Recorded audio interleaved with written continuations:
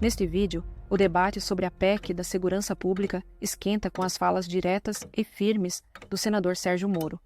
Ele desmonta pontos do texto enviado pelo governo, chama algumas propostas de inócuas e exige medidas mais duras contra o crime organizado, confisco de patrimônio, fim da progressão de regime para membros de facções e penas realmente rígidas.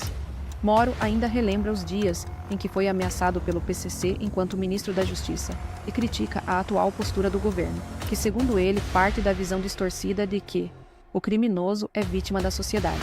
Um confronto de ideias intenso que revela as grandes divergências sobre o futuro da segurança no Brasil e o papel decisivo do Congresso em proteger a população. Assista até o final e depois comente o que você achou. É razoável, senador? O governo mandou a PEC em abril desse ano, a gente está agora entrando em outubro e a PEC ainda tramitando? Olha, a PEC está em boas mãos, que é o relator, o deputado Mendoncinha, que é inclusive do União Brasil, um político muito preparado, já foi ministro, inclusive, da educação, não da segurança, mas ele tem conversado aí com todos os setores, inclusive conversado conosco lá no Senado. A minha visão da PEC, para ser muito sincero, da forma como ela foi apresentada, ela tem muitas medidas que são inócuas. Por exemplo, cria lá o Fundo Nacional de Segurança Pública. Perfeito, mas já tem na lei. A lei do SUSP, da época do governo Temer, já criava um Fundo Nacional de Segurança Pública. Coloca na Constituição, né? Mas o problema é a falta de dinheiro, não é o problema de colocar ou não na Constituição, porque o fundo legal já existe. O FUNPEN, igualmente, já está na legislação. Então, o que se tem conversado com o deputado Mendoncinha é de colocar medidas ali mais efetivas que realmente tenham um impacto positivo no combate à criminalidade, principalmente o crime violento, o crime hediondo e a criminalidade organizada. Então, por exemplo, uma estratégia importante é a gente ampliar o confisco do patrimônio dessas organizações criminosas. Nós aprovamos isso em 2019 com o ministro da Justiça, tanto na lei antidrogas, na 11.343, o chamado confisco alargado, que você pode confiscar todo o patrimônio da organização criminosa, mas existem ameaças constitucionais. Tem uma ação no Supremo querendo invalidar. Colocar na Constituição é positivo porque preserva esse tipo de ação. Também, algo que é essencial, Júlia, é a gente ter um rigor maior na execução da pena. Porque não adianta nada condenar alguém lá a 30, 40 anos e ver na prática a pessoa ali fica 5 anos preso somente. O que a gente tem que estabelecer? Uma vedação de progressão de regime para quem foi condenado por ser integrante de organização criminosa ou ter praticado um crime através de organização criminosa. Ele tem que cumprir a pena dele integralmente, a não ser que surja ali, vamos dizer, ele se desvincule da organização criminosa. Porque a progressão de regime é o quê? Para você ressocializar, deixar ele cada vez mais perto do retorno ao convívio social. Mas se ele não tomou a decisão de romper o pacto dele com a organização criminosa, se ele continua sendo um membro do PCC ou do Comando Vermelho, por que a gente vai soltá-lo antes do cumprimento total da pena? Então, são medidas importantes que pode se colocar na lei, sim, mas também colocar na Constituição hoje dá uma garantia maior. E eu falo aqui com propriedade, tá? Porque eu sou o único ministro da Justiça e Segurança Pública que é ameaçado pelo PCC, que é ameaçado pelo crime organizado no país. Porque a gente foi para cima, a gente incomodou, a gente tomou essa medida de isolamento, a gente aprovou legislação que aprofunda esse confisco. Naquele tempo, o crime organizado estava na defensiva. Claro que a gente tem que comemorar os índices de criminalidade que caem, mas a queda poderia ser mais precisa se tivéssemos uma política mais robusta. No ano que fui ministro da Justiça, a gente teve uma queda de 22% de assassinatos de 2018 para 2019. As quedas que a gente está vivenciando agora são quedas menos expressivas e que retratam, em parte, também o envelhecimento da população, que tem um impacto nos indicadores da violência. Eu ia te falar, essa discussão sobre as raízes da queda de criminalidade, elas são complexas e passam, inclusive, pela estrutura demográfica, etária, enfim. O senador fala dessa questão da progressão de regime. Eu queria levar para o senhor, porque há uma discussão no Ministério da Justiça também sobre aquele projeto antimáfia que prevê o aumento da pena para vários crimes, né? De organização criminosa, especificamente crimes eleitorais também, na legislação eleitoral também. E dentro do governo, há críticas a esse tipo de medida. Há integrantes do governo que bombardeiam nos bastidores essa proposta que está no Ministério da Justiça e deve ir agora para a Casa Civil, dizendo, não, isso não é o nosso perfil, a gente da esquerda não é favorável ao aumento de pena, isso vai levar a um aumento do encarceramento. Como é que o senhor vê essa discussão e o posicionamento de um governo de esquerda diante dessa proposta de aumento de pena? Olha, essa pluralidade dentro do governo é positiva. O governo tem que ser formado, de fato, por pessoas que pensam diferente, até para construir um caminho melhor. Naturalmente, nós temos o líder, que é o presidente Lula, e nesse caso específico da segurança, ele já deflagrou o processo quando iniciou. Essa questão dos hediondos ou mesmo de progressão de regime, a gente tem que tratar de forma diferenciada. A gente tem que analisar o Instituto, como ele está hoje. Está funcionando bem ou ele está insuficiente? E a resposta é insuficiente. Então, o senhor concorda com a proposta Temos que fazer diversos avanços. De restringir a progressão. É possível. Isso, inclusive, já estava previsto lá na discussão do novo Código de Processo Penal, que tramita na Câmara dos Deputados. Eu, inclusive, fui subrelator na parte de provas. É natural que, se nós fizermos a mesma coisa, a resposta será insuficiente. Então, nós temos que tentar mudanças legislativas para endurecer o combate. A gravidade, Júlia, é que o crime é organizado. E esse combate ao crime também tem que ser mais organizado ainda. Nós não podemos ter essa dispersão. Hoje, por exemplo, nós temos 27 modelos de mandato de prisão, 27 modelos diferentes de boletim de ocorrência, 27 modelos diferentes de antecedentes criminais. A PEC permite essa uniformização, essa integração dos sistemas para que nós possamos combater o crime de forma aprimorada. Então, é natural que haja divergência dentro do governo, mas no que diz respeito à PEC, a decisão cabe exclusivamente ao Congresso Nacional. Como é que o senhor vê essa discussão de que a direita se coloca como a grande... a ala da política que tem o know-how do combate ao crime organizado? E a esquerda, preocupada com direitos humanos, tem esse lugar comum, né? Não sabe combater o crime organizado. O senhor concorda com esse diagnóstico? Não, veja, ninguém é contra os direitos humanos. O que a gente não pode fazer é ter exageros. Então, a gente já teve casos do Brasil de pessoas que cometeram assassinatos. Vou lembrar um caso que ficou notório, aquele do assassinato da atriz da Globo, né, a Daniela Pérez, que foi assassinada pelo Guilherme de Pádua. Ele ficou 7 anos na prisão por um assassinato. Isso não acontece em nenhum lugar do mundo. Tudo bem, a legislação foi modificada com mais rigor, mas é isso que a gente precisa mudar, porque existem os direitos humanos também das vítimas.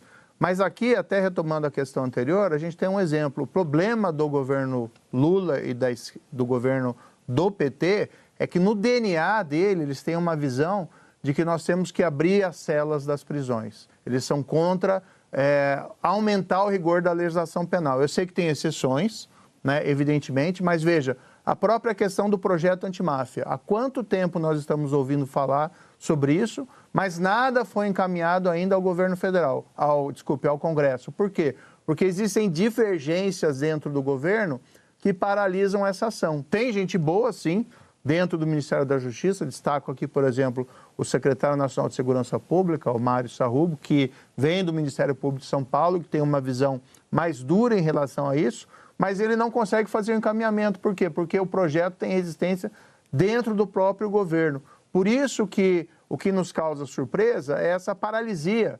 Veja que somente esse ano foi encaminhada a PEC da segurança e ainda com medidas muitas vezes inócuas. A própria questão da integração dos sistemas é verdadeiro, nós temos que integrar esses sistemas, mas você não precisa de mudança constitucional para fazer isso, basta você mudar na legislação, e o SUSP já permite isso, mas você promover as ações necessárias. Vou te dar um exemplo.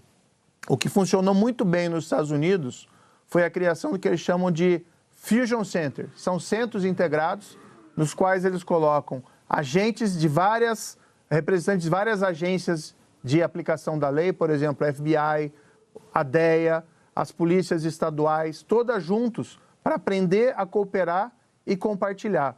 Falta no Brasil uma cultura nesse sentido. Na época do governo Temer, começaram a ser criados alguns centros de comando e controle integrados.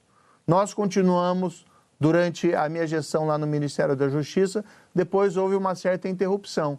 Então, mais do que mudanças normativas, o que a gente precisa é colocar a mão na massa, fazer de fato isso, porque as polícias trabalhando junto, claro que com protocolos para compartilhar inteligência, porque não pode ser algo também feito sem maior cuidado. Mas isso daí funciona. O que a gente vê hoje são as polícias. Ninguém quer compartilhar inteligência porque ninguém confia em ninguém. Você tem que criar uma cultura da confiança com protocolos de cuidado. Mas eu não vejo isso acontecendo através do atual governo federal.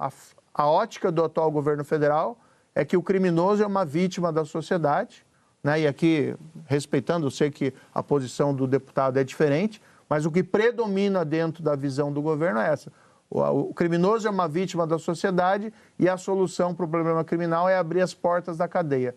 Tanto assim que quando o Congresso endureceu, como foi o fim das saídas temporárias para os presos dos feriados, fim das famosas saidinhas, e também maior rigor na progressão de regime, que estava também naquela lei aprovada, veio lá o Lula e vetou. E nós tivemos que derrubar o veto no Congresso, porque o DNA do governo é esse que eu mencionei. Deputado? Na verdade, parte da direita é adepta do populismo penal. Acha que apenas aumentar as penas vai resolver os problemas da segurança. Eu estou na CCJ da Câmara. O que eu vejo lá é basicamente projeto para aumentar a pena. E isso, por si só, não resolve o problema da segurança. E olha a ironia do destino. A principal bandeira hoje da direita é a anistia. Ou, quem sabe, uma redução de pena. Se tu pegares os crimes de golpe de Estado, no Brasil vai de 4 a 12 anos, está abaixo ainda do que a média nacional. Estados Unidos, França, são 20 anos, Espanha 25, da média internacional. Em alguns lugares, como Inglaterra, é prisão perpétua, e na Tailândia a pena de morte para o crime de golpe de Estado. Então, eu não sou adepto desse populismo penal de achar que, por si, apenas o aumento de pena resolve todos os problemas e, pelo contrário, segurança é um trabalho árduo e duro. E um dos problemas que nós temos é a descontinuidade das políticas de segurança. E a PEC resolve esse problema. Quando tu coloca o SUSP, que foi feito lá no governo Temer, que eu era oposição ao Temer, mas tenho que reconhecer, o ministro era o ex-deputado Raul Jugman, fez um grande trabalho integrando o sistema de segurança pública. Quando você tira isso de uma lei e coloca na Constituição, é para justamente garantir o porvir, para dizer que, independente de quem serão os próximos governos, segurança pública deve ser encarado como um sistema único e deve ser dada a devida prioridade.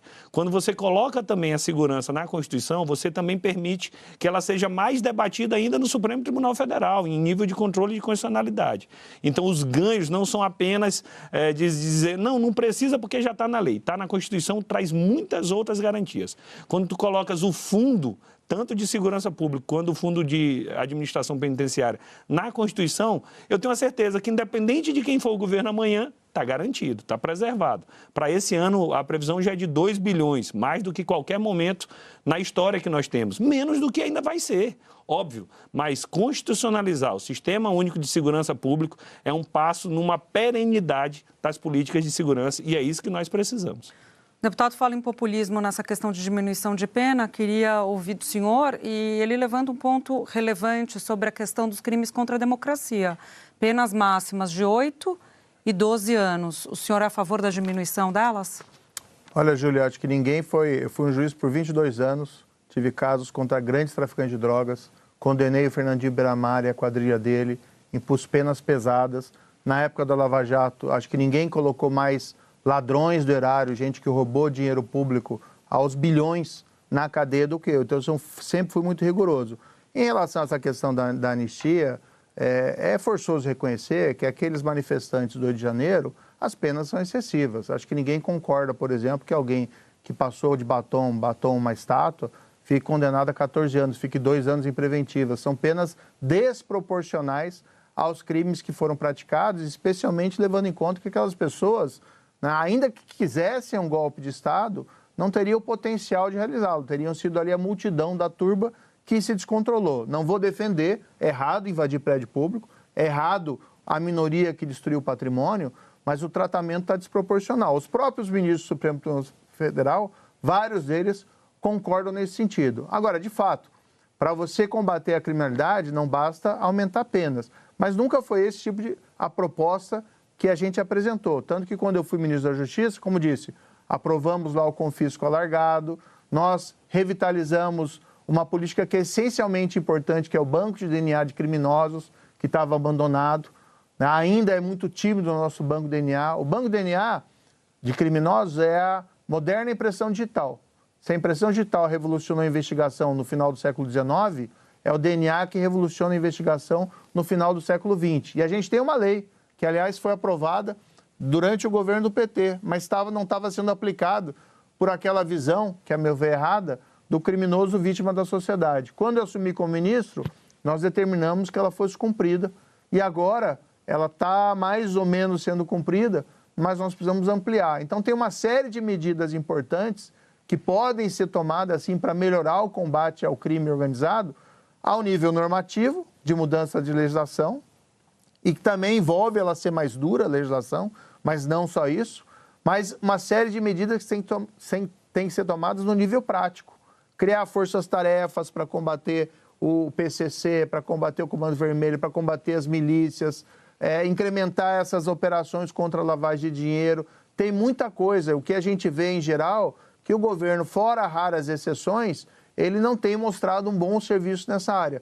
Tanto assim que essa percepção de elevação da insegurança e o crime organizado se sentindo à vontade. Veja, um plano para retaliar um senador que combateu o crime organizado lá atrás. Um assassinato do delegado civil, delegado-geral civil, chefe da Polícia Civil lá de São Paulo, o Rui Fontes, que aliás conheci e nos ajudou a fazer aquela transferência das lideranças do PCC para presídios federais. Quando o crime organizado comete esses atos ousados, ele está querendo mandar um recado. E um dos recados que ele está mandando é: não estou me sentindo intimidado. E aí nós precisamos sim de uma ação conjunta no Congresso, com o governo e oposição juntos, para aprovar a legislação mais rigorosa.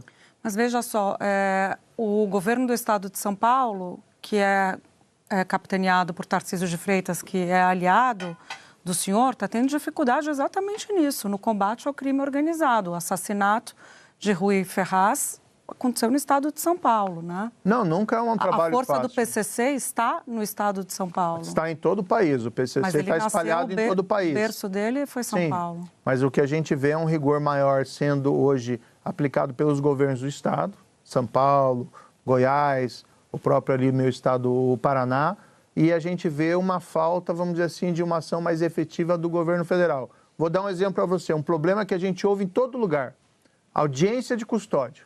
A audiência de custódia virou uma porta giratória para criminosos.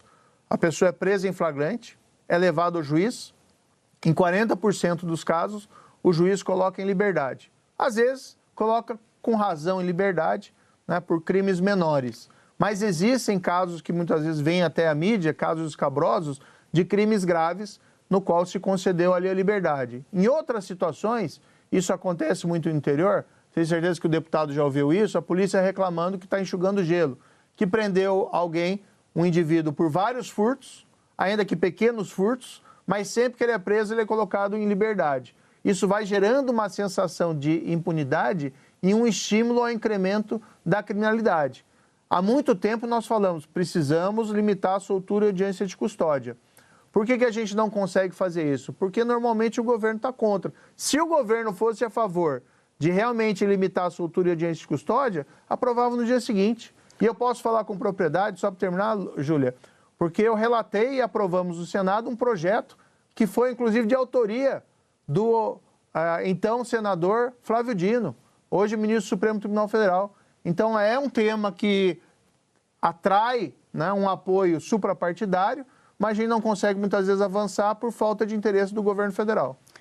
Quero te ouvir sobre essa posição do senador de que os governos do Estado estão atuando mais especificamente o de São Paulo e a audiência de custódia. Mas é que no meio do raciocínio do senhor, ficou faltando a resposta. Eu quero que o senhor responda rapidinho para a gente dar a palavra para o deputado. Claro. A questão da anistia, da diminuição de pena. Eu entendi o argumento do senhor, mas não ficou claro. O legislativo altera a pena. O senhor é a favor de alterar a pena máxima hoje prevista para crimes de tentativa de golpe de Estado e abolição do Estado Democrático de Direito? Olha, sim ou não, senador? Não, veja, quando teve o julgamento lá desse caso, teve ministros que decidiram, inclusive o ministro Barroso, olha, O crime de abolição de Estado Democrático e tentativa de golpe é um só. Então tem que unificar as penas. Do outro lado, já tem até na legislação participação de menor importância, redução de 1/3 da pena. Por que para esses manifestantes não foi reduzida a pena e aplicada esse dispositivo que já é vigente? De todo modo, o que eu defendo aqui, todo mundo que está preso pelo 8 de janeiro deveria estar em casa hoje. São pessoas simples, são pessoas humildes que foram apenadas desproporcionalmente à gravidade das suas condutas. Em relação ao pessoal da cúpula, existem questionamentos, vários, que foram muito bem resumidos, sintetizados pelo ministro Fux, quando do seu voto vencido naquele julgamento. Vamos pensar em tratar temas que são reais para o país, né? Os problemas da nossa economia, os problemas da nossa diplomacia, o enfrentamento do crime organizado, e vamos virar essa página do 8 de janeiro, que essa história já rendeu demais. Então, muito assunto. Vou lembrar o senhor, sim, questão dos estados atuando de maneira mais eficiente do que o governo federal, segundo o senador, e as audiências de custódia, que são um ponto bastante polêmico. Tem muita gente que é entusiasta das audiências de custódia. Não é razoável cobrar do governo federal aquilo que é atribuição dos governos estaduais. Mas, por exemplo, tu pegas a Polícia Federal, mudou e mudou muito para melhor. Hoje não há o presidente da República interferindo em quem vai ser o delegado regional para proteger o filho ou o parente ou quem quer que seja. Então isso já é um avanço gigantesco. Há uma maior autonomia e uma liberdade, e é assim que nós queremos. A sociedade brasileira, inclusive, aprova predominantemente o trabalho da Polícia Federal. A audiência de custódia hoje, se há erro, não é na lei. Se há erro hoje é no Poder Judiciário. E aí nós temos que chamar todos para participar dessa discussão. A lei está errada? Vamos consertá-la? Sim. O papel do Judiciário está errado? Vamos discutir? Sim. A polícia prende mal em alguns casos? Vamos debater. Então, quanto mais debate sério tiver, maiores serão os avanços. E nesse caso, o que eu acredito é que a gente consegue despartidarizar. Vou te dar um exemplo, Júlia. Tem um projeto de iniciativa do senador Sérgio Moro, que eu fui o relator na Comissão de Constituição e Justiça da Câmara. E, independente de todas as nossas divergências políticas, o projeto, pelo parecer dele, foi favorável, porque chega um momento que a gente tem que deixar de lado as quisilas eleitorais e, de fato, debater segurança e combate ao crime organizado. O projeto, no caso, garantia uma extensão do acompanhamento, por exemplo, para quem foi acusado, para quem foi... Quem trabalhou no combate ao crime e se aposentou. Foi o caso agora do delegado de São Paulo. Então, essa proteção... Vários casos, porque essa proteção deve se estender. Não pode ser apenas enquanto ele está exercendo aquele cargo, porque os inimigos ele acumulam para o resto da vida, isso é certo. Então, nosso desafio no que diz respeito à segurança, despartidarizar a questão, deixa o debate eleitoral para o ano que vem, a gente está preparado para fazer o debate eleitoral, ver quem reduziu mais homicídio, quem apreendeu mais arma, quem fez mais operação.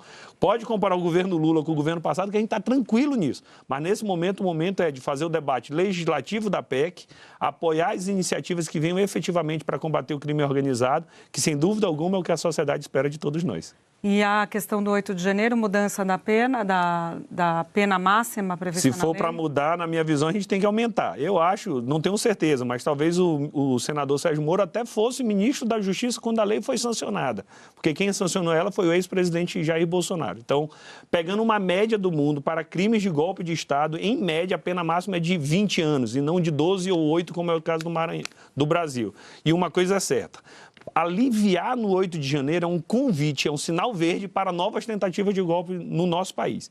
Então, a gente tem que combater com seriedade, com gravidade, para que atos como esse, invasão à sede dos 3 poderes, tentativa, plano para matar o presidente da República, o vice e o presidente do Tribunal Superior Eleitoral. Isso não é manifestação política, isso não é excesso. Isso, de fato, é uma tentativa de golpe de Estado, tem que ser combatido com severidade. Bom, para a gente fechar aqui o nosso debate, que já estamos chegando ao final, 2 assuntos muito relevantes do dia hoje. Eu queria a opinião dos dois rapidinho sobre eles.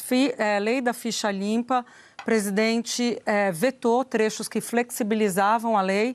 Queria saber se os senhores vão ser favoráveis à manutenção do veto, à derrubada do veto, e também a questão do fundo eleitoral, que o Congresso está remanejando isso. O fundo vai ter o mesmo valor da eleição do ano passado, chegando a 5 bilhões de reais, mais do que o governo tinha proposto. Senador? Bem, eu sou a favor da manutenção do veto, sempre fui contra a flexibilização da ficha limpa. Inclusive, eu aprovei uma emenda de redação no Senado que salvou a essência dela, pelo menos preservando ela para os crimes mais graves. Mas o veto ok, também preserva a lei, não vamos deixar de votar porque veio do Lula, embora eu veja um pouco de hipocrisia nesse tipo de ação. Agora, só quero aproveitar lá o projeto de lei 1307 que ele relatou, né, e até elogiar, acho que foi importante. Né, da segurança na aposentadoria. Porque a gente precisa disso. Veja, o Rui foi assassinado porque ele estava sem proteção e não tem uma base legal para dar essa proteção. Nós temos outras situações presentes. Tem o juiz Odilon, lá do Mato Grosso, que está exposto à retaliação, aposentado. Nós temos o caso, até eu ouvi do promotor Lincoln Gaquia, eu discuti esse projeto com o Lincoln. Né, ele me falou, olha, eu não posso me aposentar, porque se eu aposentar eu perco proteção. Então isso aí está na boca do gol para aprovar, só falta aprovação no plenário, que foi votado no Senado, foi aprovado com unanimidade, tem o apoio, inclusive, suprapartidário, é só colocar no plenário da Câmara para votar. Eu tenho certeza que a sensibilidade, né, dos parlamentares lá pode levar a essa aprovação e seria uma resposta imediata a esse crime brutal que foi praticado contra o Rubens. Em relação ao fundo partidário, eu, em tese, sou sempre contra esse aumento. Agora, eu não conheço os detalhes ali do que foi feito, isso ainda está lá na CMO, não veio ali ao Senado para a gente discutir essa questão.